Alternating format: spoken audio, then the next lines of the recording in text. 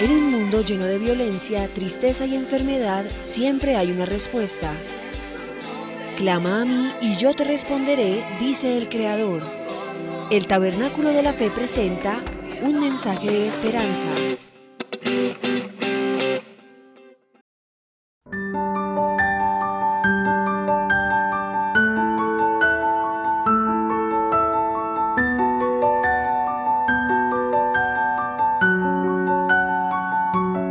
Hoy quiero hablar de un tema muy especial. El título de mi enseñanza o de mi reflexión hoy es el amor del Padre en este Día del Padre. Para comenzar, yo quiero contar una ilustración de creo que es una verdad, es una historia muy especial que aconteció ya hace unos cuantos años atrás. Nos dice la historia que había un hombre rico que tenía muchas posesiones, muchas propiedades, y tenía especialmente una galería de arte.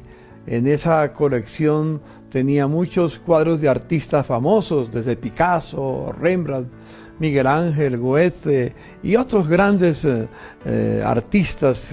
Tenía cuadros originales y era muy famoso porque la gente iba a conocer esa galería con frecuencia.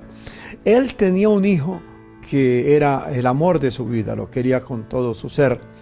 Y en esas cosas de la Segunda Guerra Mundial fueron llamados los jóvenes al servicio militar y él tuvo que irse a defender su patria, a defender la nación, en ese caso de Estados Unidos, era en Estados Unidos.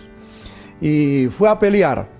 En el campo de batalla, después de un tiempo, él se mostró muy valiente, muy entregado, real, con ese corazón de patriota. Y en un momento en que estaba tratando de rescatar a uno de los soldados que había quedado herido, lo fue a levantar para llevarlo y lo llevaba para salvarlo cuando una bala atravesó su pecho y cayó muerto por rescatar a su amigo. Pasó un tiempo, claro, la noticia le llegó al padre y el padre estaba muy congojado por lo que había pasado. No lograba entenderlo, pero era una realidad. Pasó unos meses, llegaba Navidad y de repente alguien timbró a la puerta y él salió para abrir y era un joven que entraba, un hombre joven, con un cuadro, con un paquete bajo su brazo, y entonces lo mandó entrar. Y el hombre se acercó y le dijo, Señor, yo sé que usted no me conoce a mí, pero yo soy el soldado que su hijo salvó y por el cual él dio su vida por salvarme a mí. Y le traigo un regalo muy especial, un recuerdo muy especial. No soy un gran pintor, no soy un gran artista, pero con la gracia, con la capacidad que tengo, pinté este cuadro especialmente que representa a su hijo. Le quitaron el papel, lo sacó y se quedó contemplando el cuadro y realmente pues fue tocado el corazón del padre porque de alguna manera en sus ojos, en el rostro del muchacho que estaba del cuadro, representaba de alguna forma, reflejaba a su hijo, aunque este no era un gran pintor, y lo conmovió profundamente. Entonces el joven le dijo, yo estoy muy agradecido realmente por lo que su hijo hizo por mí, murió por mí. Entonces el padre, ya cuando el muchacho se iba a despedir, le dijo, ¿cuánto le debo por el cuadro? Y el muchacho le dijo, no me debe nada. Yo antes estoy muy agradecido porque que alguien dio su vida por uno, eso no lo olvidaré jamás. Entonces el muchacho se fue y él tomó el cuadro, lo llevó al sitio especial donde él se reunía con la gente y lo colocó al lado de la chimenea. Todos los que entraban para ver la galería, lo primero que veían era el cuadro o el retrato del hijo. Unos meses más tarde, el anciano murió y entonces hubo una subasta de todos sus bienes, especialmente lo que tenía que ver con los cuadros que tenía, con la galería de arte. Consiguieron a un subastador, dejó un testamento al respecto y comenzó la subasta. Toda la gente vino, personas con muchas capacidades económicas vinieron, y a gente que amaba el arte querían comprar esas obras que eran únicas. Nadie más las tenía posiblemente. Si había una copia era muy, muy fiel, muy real, algunos originales. Y entonces comenzó la persona que estaba a cargo de la subasta, el subastador, puso el cuadro del hijo encima de la mesa y dijo: vamos a comenzar por la subasta de este cuadro. Claro, era un cuadro que no tenía la firma de una persona muy especial, muy conocida. Entonces, ninguna persona ofrecía nada. Dijo: ¿quién da 100? ¿Quién da $200 por este cuadro? Nadie, porque todos querían, era el otro. Y seguía insistiendo y la gente decía: no vinimos por ese cuadro que no tiene ningún valor para nosotros. Venimos por los que son valiosos para la sociedad, para la historia, de esos que queremos. Insistió tanto y nadie decía, nadie da nada por ese cuadro. De repente apareció una persona de edad y dijo: yo doy $10 por el cuadro. No tengo más para dar, es todo lo que tengo. Le ofrezco $10. Entonces dijo: hay alguien que ofrece $10. ¿Quién da 20? ¿Quién da 20? ¿Quién da 30? Y nadie quería. Los demás decían: pero deje y entrégueselo ya. Y se acaba, porque queremos la subasta de los cuadros que tienen valor. Y entonces dijo: nadie más da más que 10. Dijo: a la 1, a las 2, a las 3, ya. Y dijo: el cuadro es vendido. Entonces la gente se puso muy alegre, muy feliz, porque ahora sí comenzaba la subasta. Y entonces el subastador dijo: señores, tengo una noticia. La subasta se termina. Claro, toda la gente protestó. ¿Cómo que se va a terminar si apenas empieza? Dijo: no, hay una estipulación en el testamento del testador que dice que el que compre el cuadro del hijo se queda con toda la colección y con todas mis propiedades.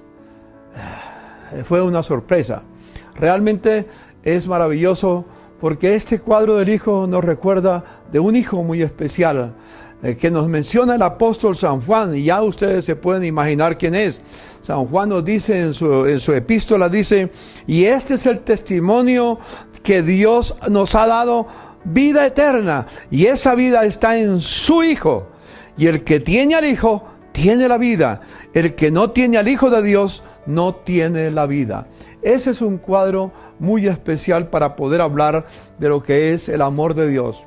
El amor de Dios es tan grande por su Hijo Jesús, que lo envió, y todo aquel que adquiera el Hijo, todo aquel que le abra el corazón al Hijo, a Jesucristo, entonces será parte de los herederos de todos los bienes celestiales. Así que con esa introducción quiero mencionar y preguntarte, y reflexionemos, porque un hijo es importante para el corazón de un padre que sabe amar como Dios ama. Por ejemplo, quiero decirles que el honor más grande que un hombre puede alcanzar es ser llamado padre. Ese es el punto que yo quiero enfatizar. Ser llamado padre. Yo soy padre. ¿De dónde se origina la palabra padre? El diccionario, estuve mirando el diccionario y dice que viene de la palabra del latín que es pater. Es el varón que ha engendrado un hijo o una hija. Eso es lo que menciona, pero luego lo deja así nada más. Pero la pregunta es: ¿qué dice la Biblia en cuanto al padre? Y yo le digo, amados amigos, hermanos en la fe, el Padre se origina en la eternidad. Dios eternamente ha sido Padre y será Padre. Y aquí quiero contarles una experiencia personal. Hace año y medio, en una cuarentena que tuve por causa de una operación que me hicieron, un cambio de rodilla. La mayoría de ustedes, los hermanos del tabernáculo, se acuerdan bien. Tuve una cuarentena prácticamente de 3 meses encerrados, similar a la que tenemos ahorita. Claro que no es comparada a la cuarentena que tuvo a Noé. Noé, ¿sabe cuántos días duró Noé en el arca? Después de que cuando empezó a llover y cuando ya pudo salir fuera para establecer un altar y ofrecer sacrificio a Dios. Más de 370 días estuvo Noé en cuarentena. Así que no se asusten, no les estoy diciendo que eso es lo que vamos a tener, pero algunos nos desesperamos porque el tiempo ya está muy largo. Pero bueno, yo tuve una cuarentena de 3 meses.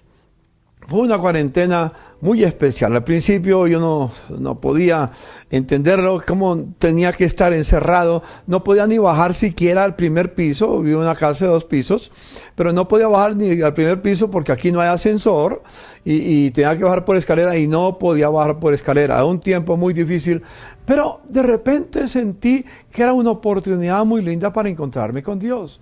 Y estuve orando, estuve buscando al Señor con todo el corazón. Eso fue en noviembre del 2018, dijéramos. Sí, 2018, sí, la cuarentena del 2018. Y en ese encuentro con Dios tuve una iluminación de la palabra. Y yo pudiera mencionar esto como si fuera contando una historia, diciendo, había una vez un padre que tenía un hijo al cual amaba y era conocido en todo su entorno como el amado. Y ese padre quiso tener una familia de muchos hijos, muchísimos hijos, pero quería que esos hijos se parecieran a su único hijo, al que amaba, que tuvieran la misma imagen de él. Y cuando pensó en eso, pensó en la raza humana y entonces creó todo lo que existe. Y eso es lo que he llamado, ya ustedes conocen la expresión, el PESI, el propósito eterno, supremo, inalterable e inmutable de Dios.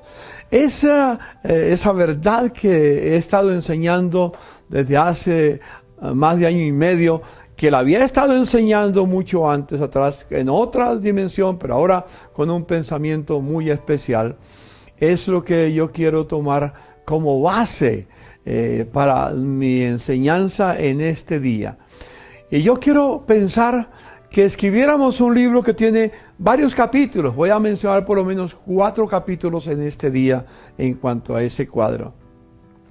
El primer capítulo nos habla de cuando Dios creó al hombre. Antes de la fundación del mundo, ya había diseñado, el Padre era el diseñador, el Hijo fue el arquitecto y el Espíritu Santo, dijéramos para usar expresiones como el ingeniero, el que lleva a cargo la obra y que hace las cosas conforme al arquitecto, lo que diseñó el arquitecto, pero el diseñador, el que tuvo la idea, no fue el arquitecto, sino otra persona que se la dio al diseñador y luego alguien la lleva en ejecución. Padre, Hijo y Espíritu Santo ahí están muy presentes.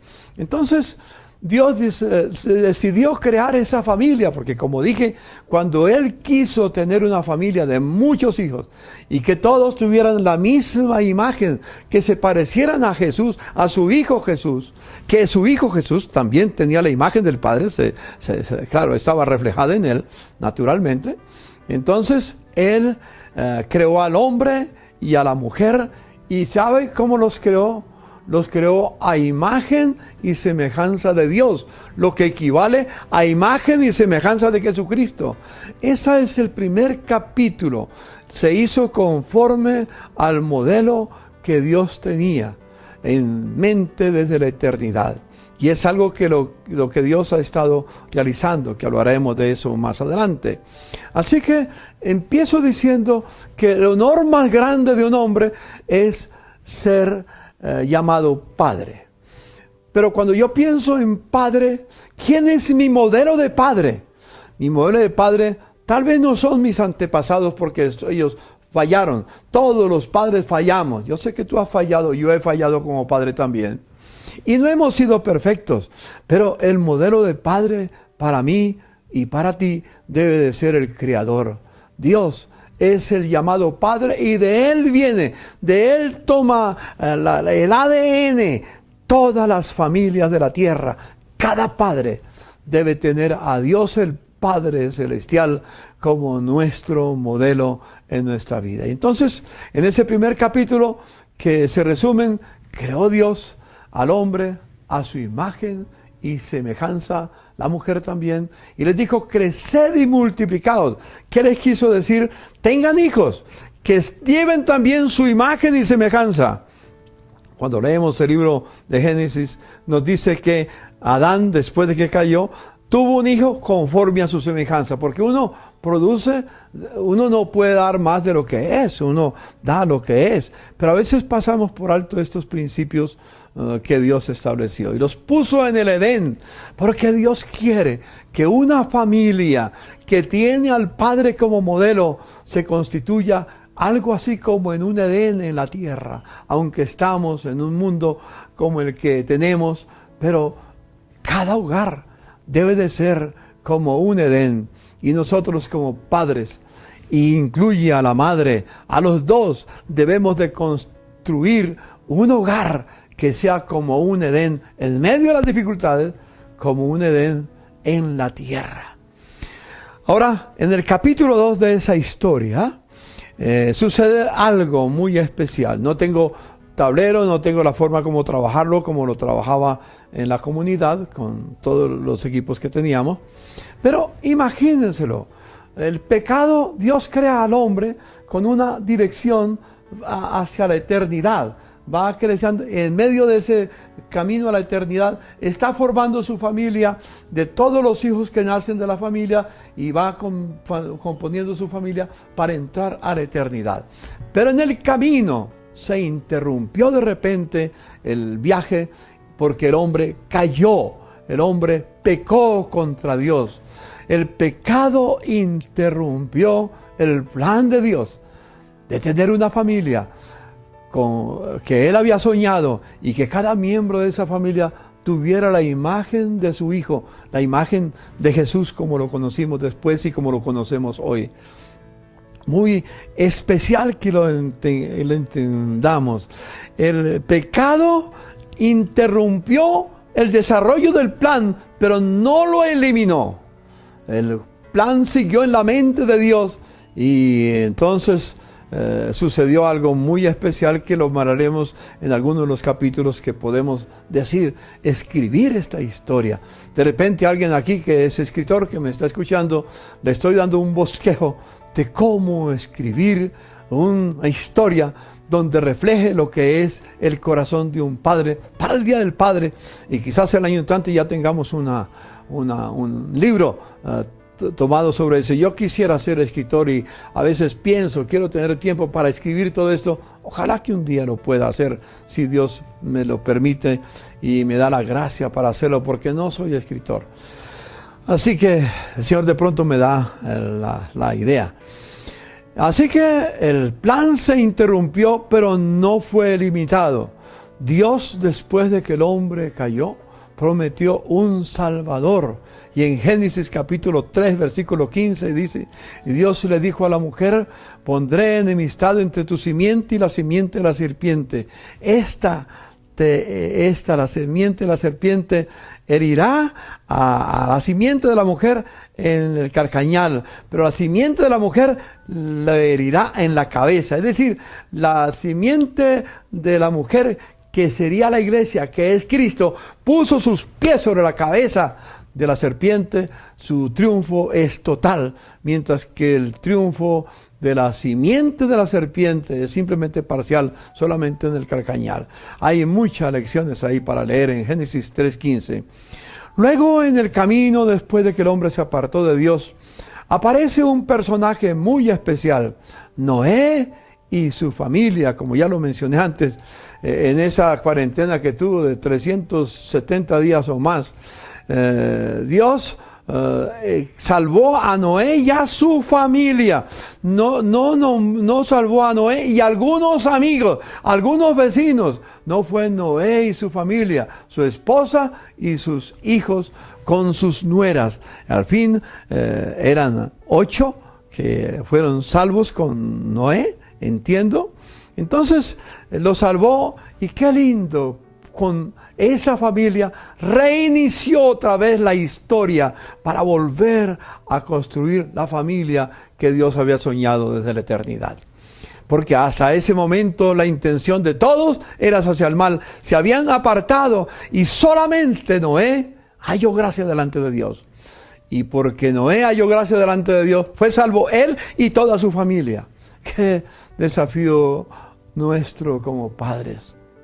Que vivamos para hallar gracia delante de Dios. Y si nosotros como padres hallamos gracia delante de Dios, nuestra esposa y nuestros hijos también, y nuestra descendencia va a recibir ese beneficio maravilloso. Eso sucede con Noé. Sigue la historia. Dios le prometió a Abraham bendecir a través de él todas las familias de la tierra. Recuerden esa palabra. Y le dice el Señor cuán grande es la familia que Dios le prometió a Abraham que iba a tener, que era parte de ese proceso que Dios soñó en la eternidad. Era como las estrellas del cielo. Una noche Dios preparó un momento muy especial y ya trajo a Abraham hacia afuera. Le dijo, mira las estrellas, cuéntalas. Y se puso a contarlas. El cielo estaba tan estrellado que era imposible de leerlo. En un cielo despejado completamente. Pudo verlas. Dijo, no las puedo contar. Y le dice Dios, así será tu descendencia. Porque así será la descendencia de Dios, en la cual estamos incluidos tú y yo. Y después le dijo a Abraham, tu descendencia, la familia que refleja mi familia, será como la arena del mar, que nadie la puede contar. Así será la familia de Dios. Y qué hermoso saber que yo estaba en el sueño de Dios antes de la fundación del mundo para ser parte de su familia, y tú también estabas. No es un momento para inclinar el rostro y decirle, Señor, gracias por tu inmenso amor, gracias por pensar en mí antes de todas las cosas. Qué maravilloso es el Señor. Uno puede seguir la historia del Antiguo Testamento y nos dice la palabra, llega un momento en que David nos recuerda que los hijos de los redimidos son herencia del Señor. Escúcheme, yo fui escogido por Dios y se reveló en Jesucristo. Y cuando me reveló a Jesucristo, yo simplemente decidí seguirlo. Y entonces, al yo seguir a Jesús, mi familia es bendecida por mi decisión con Cristo. La decisión con Cristo no es simplemente ir al cielo o ir al infierno. Es simplemente vivir en el plan y el propósito de Dios. Por eso quiero decirle a los padres que me escuchan en esta hora, si no has tomado la decisión de Jesucristo, la bendición de tu familia depende de tu decisión. Parece que es muy radical la situación.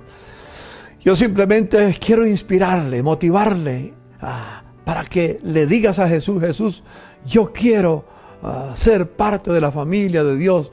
Perdona mis pecados, me acerco a ti, Espíritu Santo, gracias por traerme. Y decirle al Padre, Padre, gracias porque me adoptas en su familia para ser miembro de su familia. Y una vez que damos ese paso, la bendición comienza a derramarse sobre todos los hijos, sobre su familia, sobre su hogar y sobre toda la demás descendencia que viene. Porque como dice la palabra, Dios bendecirá hasta 1000 generaciones de los que aman al Señor y obedecen sus mandamientos. Entonces, las generaciones, yo tengo la esperanza, la certeza, la seguridad que mis hijos y los hijos de mis hijos, como lo veremos más tarde, serán benditos cada día. Y después los hijos de los hijos de los hijos. Y después los hijos de los hijos de los hijos de los hijos. Y las próximas generaciones. Dios dice hasta 1000 generaciones. Yo no sé si vamos a vivir en ese momento hasta ese tiempo, pero lo que quiero decir es que no importa el tiempo, la decisión tuya y mía hoy puede transformar el futuro de nuestra familia. Eso significa el Día del Padre, no simplemente de canciones, de desayuno, de cosas que son buenas, son agradables y espero que lo hayan disfrutado hoy, y si no han podido que lo puedan disfrutar en algún momento. Eso es hermoso. Pero lo más hermoso es saber que entramos a la familia de Dios y que tenemos a Dios como modelo de Padre en nuestra vida. Me fascina la Escritura entonces cuando dice que nuestros hijos son su heredad. Me fascina leer a Josué cuando dice, escogeos hoy a quien sirváis, le dice al pueblo, si a vuestros dioses que sirvieron antes de llegar a este lugar, pero yo y mi casa serviremos a Jehová, serviremos al Señor. Espero que cada hombre pueda decirlo en este día, cada padre pueda decirlo. Yo y mi casa serviremos al Señor. O quizás un ejemplo muy especial como David. Nos dice la Escritura muy interesante cuando Dios hizo pacto con David. Miren lo que dice la palabra de Dios de una manera muy especial en segunda de Samuel, capítulo 7, versículos 27 al 29. Dice, porque tú, Jehová, es el día que Dios hizo pacto con David, que David decidió caminar en el pacto de Dios. Porque tú, Jehová de los ejércitos, Dios de Israel, revelaste al oído de tu siervo diciendo, yo te edificaré casa. Escúchame, yo te edificaré casa, hogar. Casa es sinónimo de hogar, de familia. Por esto tu siervo ha hallado en su corazón valor para hacer delante de ti esta súplica. ¿Y cuál es la súplica de David? Fue esta: ahora pues, Señor Dios, tú eres Dios y tus palabras son verdad, y tú has prometido este bien a tu siervo. Ten ahora a bien bendecir mi casa. Ten ahora a bien bendecir mi familia, a la familia de tu siervo, para que permanezca perpetuamente delante de ti. Porque tú, Señor Dios, lo has dicho, y con tu bendición será bendita la casa, mi hogar, la casa de tu siervo para siempre. Hermano mío, varón que me escuchas, padre que me escuchas en este día, tú determinas si tu hogar vive en bendición o en maldición. ¿Es muy dura la palabra? No, estoy revelándote un secreto. ¿Quieres la clave de la bendición? ¿Quieres la clave de la prosperidad en tu casa y en tu familia, en tu descendiente? Comprométete con el Padre. Comprométete con Dios en medio de lo que estás viviendo a través de Jesucristo. Así que ese es parte del segundo capítulo. Vamos al tercer capítulo de la historia que estoy narrando. Dios llegó el momento en que volvió a dar el paso para restaurar lo que se había perdido. Una de las cosas que voy a mencionar dentro de poco, muy especial en lo que voy a decir, la tragedia más grande de Adán y Eva en el Edén no fue, y ténganlo en mente, no fue ser echado fuera del paraíso, y donde tenía que labrar la tierra con el sudor de su frente, ganar el pan y atender todas las inclemencias de la naturaleza, porque salió de un lugar que tenía todo en abundancia. Ahora tiene que trabajar para lograrlo, para alcanzarlo. Ahora tiene que sudar para poder sobrevivir. Pero esa fue una tragedia muy grande, y experimentar la muerte natural. Pero la tragedia más grande que yo descubro fue que Adán y Eva se quedaron sin padre. Y de ahí en adelante vino la orfandad de toda la raza humana. Porque si Dios no es nuestro padre, no importa el padre biológico, claro, tenemos un padre biológico. No somos venidos de otro planeta, tenemos un padre biológico. Pero el verdadero padre de todos nosotros es el Creador. Y ese es el modelo que tenía que tener los padres anteriormente y hoy y siempre, de proseguir en la tierra. Los padres que se criaron no tuvieron a Dios como modelo de padre, porque fue una generación, una humanidad, siglos y milenios de huérfanos. Y con eso como introducción al tercer capítulo, Jesús nos redimió, murió en la cruz para continuar con el plan que el Padre señalizó, diseñó antes de la fundación del mundo. ¿Cuál es? Tener una familia de muchos hijos y que todos se parezcan a su Hijo Jesús. Y entonces, así como Dios ordenó el matrimonio como pacto, que los hijos eran su herencia, entonces hace que el hombre y la mujer trabajen juntos para que pueda su familia crecer en la gracia del Señor, una familia redimida. Porque como dice Colosenses capítulo 1, verso 15, especialmente hasta el verso 20, y todo está escrito en la palabra del Señor, de una u otra manera se revela. El hombre y la mujer son los encargados de construir un hogar que agrade al Señor y que viva para Dios. Claro, el responsable principal es el hombre, Pero el hombre necesita la ayuda de su esposa, la ayuda de la mujer, la ayuda de la madre. Él solo no puede crear un hogar que glorifique a Dios. Necesita la ayuda idónea, que es la esposa. La ayuda idónea, no la que compite con él. Y yo quiero aprovechar para decirle a las hermanas, en esa tarea que Dios se ha propuesto con tu hogar, tener hijos que sean herencia del Señor.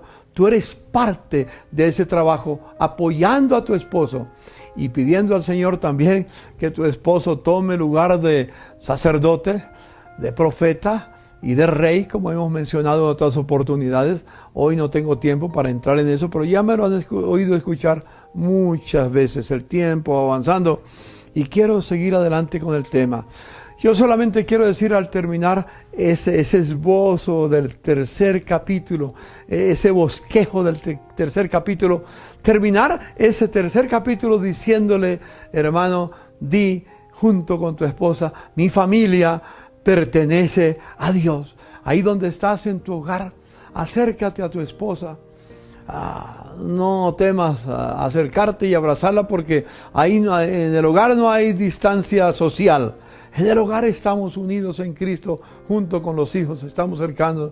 Abrace a su cónyuge y dígale, mi familia pertenece a Dios. Únese con tus hijos y todos los hijos digan junto con sus padres, nuestra familia pertenece a Dios. Qué hermosa declaración, qué hermosa frase la que tenemos que tener. No como un eslogan, sino que se encarne en nuestra vida para decirle, Señor, el Padre pueda decir en este día, papá eterno, Dios Padre, yo sigo el modelo que eres tú para mí. Y así como tu hijo y tu familia que está diseñando, la diseñaste para ti, mi familia, Padre, que es parte de esa familia, declaro, te pertenece a ti. Hermanos míos, en el nuevo orden mundial que se presenta en este mundo, aprovechando el tiempo de la pandemia que se está viviendo, busca eliminar el plan de Dios. ¿Y sabe cómo empezó? ¿Y sabe cómo quiere seguir implementándolo? ¿Cómo quiere seguir imponiendo una modificación de la familia? Ya la familia no la compondrá un hombre y una mujer con hijos que nacen de su relación matrimonial. Por eso está la ideología de género, que se casan 2 hombres o 2 mujeres, o 3 hombres o 4 hombres o 5 hombres, o 3 mujeres, 4 mujeres, en fin, como dice la Corte Constitucional en una sentencia e interpretación desafortunadamente del artículo 42 de la Constitución, que habla que la familia comienza con la unión de un hombre y una mujer. Entonces la Corte Constitucional en el pasado lo modificó diciendo la familia se compone de personas. Palabra más, palabra menos, no recuerdo exactamente, pero es la idea. No es un hombre y una mujer, y por eso apoya el matrimonio homosexual. Por eso se tiene en la Constitución Política de Colombia esa interpretación, y las leyes comienzan por ahí. Entonces, lo que hace el nuevo orden mundial y lo seguirá impulsando es aprobar la ideología de género, modificando la familia como Dios la estableció, porque quiere eliminar el plan de Dios. E inclusive introduce el aborto. El aborto es algo muy especial. Siempre que Dios quiere hacer un plan de liberación para su pueblo, de bendición para la tierra, para la raza humana, de una manera busca acabar con la próxima generación. ¿Se acuerdan de los tiempos de Moisés? Cuando el pueblo crecía, se propuso Faraón decirle a las parteras que fueran, cuando las mujeres de los israelitas estaban en ese momento teniendo hijos, si era varón, que lo mataran, si era mujer, que le permitieran la vida, porque Satanás sabía que de esa descendencia iba a venir algo muy especial. De ahí nació Moisés, con todo lo que conocemos. Cuando Jesús nació y que Herodes no pudo tener a los reyes magos que regresaran, ¿qué ordenó? Matar a todos los niños de 2 años para abajo, para eliminar, para acabar con el Mesías. Hoy, de una manera más astuta, más sabia, está ordenando el aborto. Creo, se dice que en los últimos meses de la pandemia han sido abortados más de 15 millones de niños en el vientre de la madre y están ofreciendo ir a las casas para producir el aborto si es que quieren los padres o si lo piden. Los teléfonos están en muchos lugares abiertos para que vayan a la casa y produzcan el aborto. Sí, es parte de tratar de eliminar el plan de Dios. Ahora proponen que no son los padres los que van a decirle a sus hijos lo que tienen que creer, lo que tienen que hacer, sino es el Estado el que va a enseñarles cómo van a vivir en el futuro. Es decir, pretenden utilizar la pandemia para cumplir con su plan, educar a nuestros hijos a su modelo, a su diseño, no al diseño de Dios. Y por eso nosotros tenemos que decirle al nuevo orden mundial y a cualquier ley que venga, nuestra familia le pertenece a Dios. Dígalo otra vez conmigo. Nuestra familia le pertenece a Dios. Nuestros hijos no los va a educar el Estado para los intereses del Estado. No los educa Faraón para los intereses de Faraón. No, los hijos que Dios me dio le pertenecen al Señor y los reclamo para Él. Eso es lo que celebramos en el Día del Padre. No es simplemente una celebración de que pudo tener un hijo y que tiene 2 o 4 o 5 y que tiene nietos. Es más que eso. Es que estamos creando una familia para Dios. Y dijéramos, ese es parte del tercer capítulo. Vamos al cuarto capítulo que les sugiero que pensemos. Dios está usando esta pandemia para volver a su plan. Restablecer al hombre como cabeza del hogar. Hay muchos problemas en muchos hogares. Espero que en el Tabernáculo de la Fe, como hemos hablado mucho de la familia, se haya logrado asimilar y las dificultades que haya habido empiece a reducirse. Yo entiendo que algunos varones, cuando he hablado de los hombres, se ponen un poco mal y prefieren ir cambian la pantalla, porque ahora ya no se salen del templo, sino cambian de pantalla, hacen un clic diferente y van a mirar a otro que les predique como ellos quieren. Bueno, yo sigo predicando como el Señor quiere, no como ustedes ni otros quieren, no como yo quisiera, sino como el Señor quiere. Esa es mi intención y por eso seguiré en ese tema. Dios está estableciendo al hombre como cabeza del hogar, es decir, como responsable. Y nuestro modelo es nuestro Padre Celestial. El Padre Celestial es el modelo. Yo debo de amar a mis hijos, a mi esposa, como dice la Escritura, así como Cristo amó a la iglesia y se entregó por ella. Es el amor de Dios el que debe envolver nuestro hogar. Ese es parte del cuarto capítulo. Hermanos, puede ser que tus padres, tus progenitores fallaron. No hay duda que fallaron. Permítame contar una pequeña anécdota en mi vida. Yo quise tener un padre que en algún momento inconscientemente me abrazara y me dijera: hijo, te amo. Pero ¿sabes una cosa? Mi padre vino de una generación que nunca pensó en eso. Porque tal vez dar ese paso era como perder autoridad. Y yo crecí en un hogar donde jamás recibí el abrazo de mi padre. No lo recibí.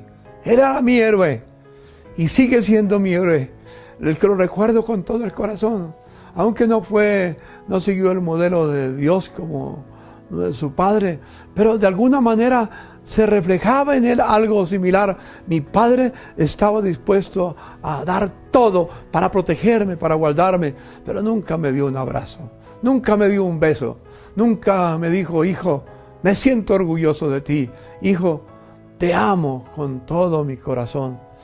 Nunca. Es un momento difícil. Pero a pesar de todo eso, yo crecí. Y cuando vine a Jesús, el modelo de padre empezó no con ingratitud a mi padre, porque él me dio lo que tenía. No tenía más. Me dio lo que tenía, y tal vez tú has tenido esa circunstancia. Tal vez tu padre puede haber fallado y tal vez tú puedes haber fallado también. Y nunca como el hijo pródigo. Cuando regresó a casa, ¿se acuerdan qué hizo el padre? Él tenía eso guardado en su corazón, solo que su hijo lo había rechazado y se había ido de la casa. Me imagino que eso era lo que el padre hacía, pero su hijo en algún momento no lo entendió. Pero cuando el padre vio que su hijo regresaba, allá en lontananza lo vio y salió corriendo. Y al correr lo encontró, lo abrazó con todo contra su pecho, lo besó. Y no solamente le quitó los vestidos viles que tenía, sino que hizo fiesta con el Señor. Yo quisiera pedirle a los padres, si están cerca de sus hijos, acérquense, abrácenlos y dígale a su hijo, a su hija: hijos, los amo con todo mi corazón. Perdóname si les fallé, pero hoy es un día especial. Es el Día del Padre y yo quiero reconocer, quiero volver al lugar donde yo debía de haber estado. Y necesito sus oraciones, acompáñenme. Y yo sé que va a pasar una cosa. Dentro de unos años, si el Señor no viene antes, cuando pase la pandemia, cuando pase el peligro, al cabo de 1, 2, 3 años, yo no sé cuánto tiempo, los hijos van a preguntar, ¿cómo sucedía con el pueblo de Israel? Cuéntanos, papá, mamá. Le dirán dirán a los hijos suyos hoy, porque ya tal vez tú y yo hemos partido, pero le dirán a los hijos de sus hijos algo muy especial. Cuéntanos, papá, cómo era la familia antes de la pandemia. Porque lo que he leído, esa violencia intrafamiliar que había en los tiempos antes de la pandemia y todo, hoy ha cambiado. Sentimos que nuestro hogar es como un pedazo de cielo en la tierra. Yo espero realmente que podamos decirle eso a nuestros hijos y que nuestros hijos se lo cuenten a sus hijos, porque eso es lo que Dios quiere realizar. Bueno, hay muchas cosas que quisiera seguir hablando de ese libro que alguien debiera escribir. Ojalá yo pueda escribirlo. Ojalá alguien me diga: pastor, yo me encargo de escribir y quiero tu ayuda. Yo buscaría ayudarte si eso fuera posible, pero está en las manos del Señor. Yo quiero terminar con lo que llamamos un epílogo. Es una conclusión de lo que guarda relación con lo que ya se estableció. Ese epílogo, con lo que he mencionado de los 4 capítulos y de los más capítulos que pudiéramos escribir. Lo primero que yo le diría a los padres en este día, como consecuencia de lo que he mencionado, esos 4 capítulos que debe llevar el libro de el Padre, lo primero que un padre debe hacer es amar a Dios con todo su corazón. Amar a Dios, qué hermoso desafío. Quiero leerles un pasaje de la Escritura muy especial. En el Evangelio según San Juan, palabras de Jesucristo antes de ir a la cruz, cuando se reunió con sus discípulos en el cenáculo, comió la Pascua, comieron el cordero, partió el pan, repartió la copa y estableció el nuevo pacto. Esa es la copa del nuevo pacto en mi sangre, lo que llamamos la cena del Señor. En ese tiempo de diálogo con sus discípulos, les dijo estas palabras en Juan capítulo 14, versículo 23, para abreviar.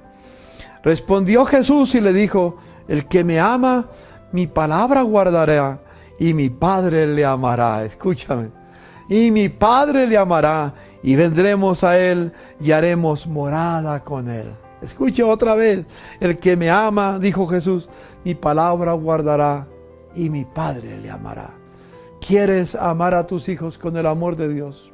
Permita que el amor de Dios te embriague, embarque todo tu ser, llene toda tu vida, guardando los mandamientos de Jesús. Y entonces el Padre te amará. Y dice que no solamente el Padre le amará, sino que el Hijo y el Padre vendrán a esa persona que guarda los mandamientos de Jesús y harán morada con Él. Sí, una vez que Jesús viene a morar en nuestro corazón, qué distinto. Y el Padre morando en el corazón de cada padre, qué bello será. Y aquí viene lo que mencioné al principio. la peor tragedia que sucedió con el hombre y la mujer en el Edén. ¿Se acuerdan cuál fue que lo mencioné? No fue ser echado fuera para trabajar, para sudar, para ganar el pan de cada día con el sudor de su frente y sufrir la inclemencia del tiempo y demás cosas. No, fue haber perdido la calidad de hijos y no tener como consecuencia relación con el Padre. Quedaron huérfanos. En el mismo capítulo, versículo 18 de ese pasaje que estoy mencionando, dice Jesús, hizo esta promesa: no os dejaré huérfanos, vendré otra vez a vosotros. La orfandad termina cuando Cristo viene a nuestra vida. Y por eso Jesús, cuando sus discípulos le pidieron, enséñanos a orar, Jesús comenzó diciendo: vosotros pues oraréis así: Padre nuestro que estás en los cielos. Solo un hijo de Dios que tiene a Dios como Padre y como consecuencia modelo de Padre porque piensa en Él siempre y seguir sus huellas, es el único que puede llamar a Dios Padre. Esta no es una oración para que la rece o la diga cualquiera. Cualquiera lo puede decir, pero solo tendrá significado para aquellos que aman a Jesús, guardan sus mandamientos. Entonces recibirán el amor del Padre y el Padre y el Hijo vendrán a vivir en su corazón. Entonces esos pueden decir: Padre nuestro que estás en los cielos, santificado sea tu nombre. Porque ya una vez que tenemos a Cristo, ya no somos huérfanos. Dígale a la persona que está a su lado: ya, si eres hijo de Dios, ya no somos huérfanos. La orfandad termina. Ahora tenemos un Padre. Es mi Padre celestial. Y yo quiero ser como ese Padre para mis hijos, para mi hogar, para mi familia. La segunda reflexión que quiero que terminemos como ese epílogo: no solamente debemos amar a Dios, sino ama a los hijos como el Padre ama a su Hijo. Algo muy interesante en ese amor del Padre Celestial con su Hijo Jesús, que es nuestro modelo. En San Juan, en Mateo capítulo 13, versículo 17, después de que Jesús salió del bautismo, ¿se acuerdan? Mateo capítulo 3, versículo 17 dice que después de que vino el Espíritu Santo sobre él, hubo una voz del cielo que dijo, la voz del Padre desde el cielo, mirando a su Hijo, le dijo: este es mi Hijo amado, en el cual tengo complacencia, en el cual tengo contentamiento. ¿Le has dicho alguna vez a tu hijo: Hijo amado, eres tú mi Hijo en el cual tomo complacencia, en el cual tengo contentamiento? Mis amados hermanos, afirmemos a nuestro Hijo diciéndoles que el amor de Dios que está en nosotros se derrama a través de nuestra vida para ellos. No solamente esa vez lo dijo, si ustedes siguen leyendo el libro de Mateo, en el capítulo 17, después de que tuvo el tiempo de transfiguración, o estando en el tiempo de la transfiguración, mejor, volvió otra vez del cielo una voz que le dijo a los discípulos: aquí está mi Hijo, en el cual tengo, mi Hijo amado, en el cual tengo contentamiento. Dos oportunidades en el libro de Mateo se menciona: en el bautismo y en la transfiguración. Como dije, como el padre del pródigo, abraza a tu hijo, bendícelo, ama a tu hijo, como el Padre amó a su Hijo Jesús. Ese es nuestro modelo para nosotros como padres hoy en día. Alguien dirá: pastor, pero estás poniendo una meta muy alta. Déjame decirte, recibiréis poder cuando venga el poder del Espíritu Santo sobre tu vida, muy especial en tu ser. La tercera cosa que te pido, no solamente que ames a Dios con todo tu corazón, que ames a tu Hijo como el Padre Celestial ama a Jesús, que ames a tu Hijo también a pesar de cualquier dificultad, debilidad que tu hijo ha tenido. Tú no vas a perder el amor de tu hijo. Lo vas a seguir amando. Aunque tu hijo se vaya de tu lado, lo seguirás amando. Y cuando él quiera regresar a casa como el padre del pródigo, lo abrazarás. Lo recibirás en casa. La tercera cosa, ora por tus hijos. Como Job.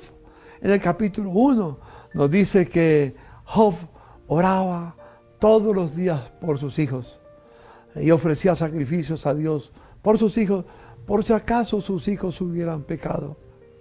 No hay nada más bello que un padre que aprende a orar por sus hijos y por su esposa natural, por su familia, por tu hogar. Cuando hay ese diálogo, después de que habla de que Job oraba permanentemente por sus hijos, todos los días oraba por ellos. Entonces Satanás vino y Dios le dijo a Satanás: ¿has considerado a mi siervo Job? ¿Cómo me obedece? ¿Cómo camina conmigo? Y entonces le dijo: pero ¿cómo no te va a amar? ¿Cómo no te va a proteger si tú has puesto un muro de protección alrededor de ellos? Hermanos, simplemente ese principio, la oración por tu familia, produce un muro de protección para tu hogar.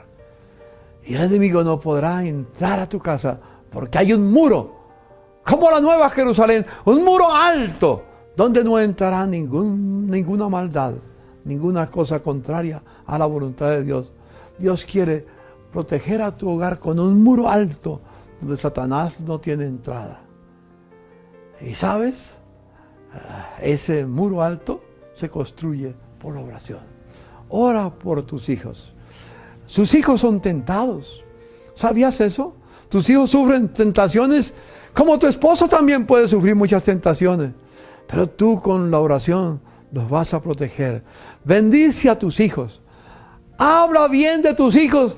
Aunque se hayan equivocado, siempre mencione palabras de bendición, de bien decir de tus hijos. Y prepárate para declarar la bendición como lo hizo Isaac cuando fue a bendecir a sus hijos y bendijo a Jacob. Un día tendremos que hablar de la bendición de los padres a los hijos, que es muy interesante. Y en cuarto lugar, como epílogo, refleja ese mismo amor a los hijos de tus hijos. ¿A quién me refiero? A los nietos. No solamente al hijo, sino a los hijos de tus hijos. Yo le quiero leer un pasaje de la Escritura muy interesante. No solamente yo amo a mis hijos, pero también amo a mis nietos, muy especiales, con la sabiduría de Dios. Dice el capítulo 78 del libro de los Salmos, dice en el versículo 3, estas palabras, hasta el verso 8, las cuales hemos oído y entendido, que nuestros padres nos las contaron, no las encubriremos a sus hijos, contando a la generación venidera las alabanzas de Jehová y su potencia y las maravillas que hizo. Él estableció el testimonio de Jacob y puso ley en Israel, la cual mandó a nuestros padres que la notificasen a sus hijos, para que lo sepa la generación venidera, y los hijos que nacerán y los que se levantarán lo cuenten a sus hijos, a fin de que pongan en Dios su confianza y no se olviden de las obras de Dios, que guarden sus mandamientos. Y ustedes, por favor, dice el salmista, llega a decir, no sean como sus padres antepasados, generación contumaz y rebelde, generación que no dispuso su corazón, ni fue fiel para con Dios en su espíritu. Nosotros vamos a vivir diferente como padres. En este Día del Padre, hermanos, muy hermoso que el Señor nos bendiga, nos ayude para entender esta verdad que estoy compartiendo en este día. Muy especial para que podamos, nuestros hijos sean bendecidos. Reúnete con tus nietos, con tus hijos. Cuéntales cómo conociste a Jesús. ¿Qué pasó cuando conociste a Jesús? Tus nietos se deleitarán escuchando tu historia, la historia de tu vida. Yo se la conté a mis hijos. Estoy en mora de contársela a mis nietos porque han estado lejos y no ha sido posible, pero algunos ya la conocen, otros no la han podido conocer. Yo anhelo el momento, cuando pase esta pandemia, volver a recordar esta verdad y contarle la historia de mi vida. Cómo, andando un tiempo en perdición, en pecado, sin Dios, el Señor me halló en el camino, me perdonó, transformó mi vida. Cómo les encantará a ellos saber cómo fuiste, cómo eres ahora y cómo encontraste el cambio de tu vida. Y la quinta cosa que quiero decir para ir finalizando: afirma tu masculinidad. Y 3 cosas te menciono. No tengo tiempo de hablar de cada uno, pero lo dejo en su pensamiento. Primero, sé sabio. Recuerda que la sabiduría es el principio que Dios quiere que haya en tu vida. Ella te conducirá al temor de Dios. La sabiduría viene de Dios. Si Dios es tu Padre y es el modelo, Dios es el autor de la sabiduría. Dios es sabio, el único, eterno y sabio Dios. Es Él. Y tú aprenderás de tu Padre a ser sabio. En segundo lugar, esté seguro de tu género. Porque es que hoy en día algunos no saben si son hombres o son mujeres. Tremendo, terrible. Y eso está haciendo una pandemia dentro de la iglesia también. Asegúrate de tu género y dale gracias a Dios porque Dios te diseñó hombre. Y actúa como hombre en la tierra. Asegúrate de tu género y no tengas temor de proclamar que eres hombre, redimido por la sangre de Jesucristo, y vive como un hombre que Dios creó para su gloria y para su honra. Y en tercer lugar, en esto de afirmar la masculinidad, busca el poder del Espíritu Santo. Él te acompañará, Él te guiará, Él te conducirá siempre. Permítame orar por los padres. Ya mi nieto lo hizo inicialmente, pero yo quiero terminar esta parte dando una bendición a los padres. Señor, bendigo a cada padre que me escucha en esta hora. Señor, que tu gracia y que tu amor los acompañe. Extiendo mi mano sobre cada uno de ellos, en cada hogar, y declaro la bendición de Dios sobre sus vidas. Que esa bendición, que es como el buen óleo que desciende sobre la barba de Aarón, como dice el Salmo 33, y baja hasta el borde de las vestiduras. Esa bendición, porque ahí envías tu bendición y vida eterna. Que esa bendición tuya, Señor, como un óleo que surge a través del varón, del padre de la casa, cubra toda la familia en el nombre de Jesús. Amén.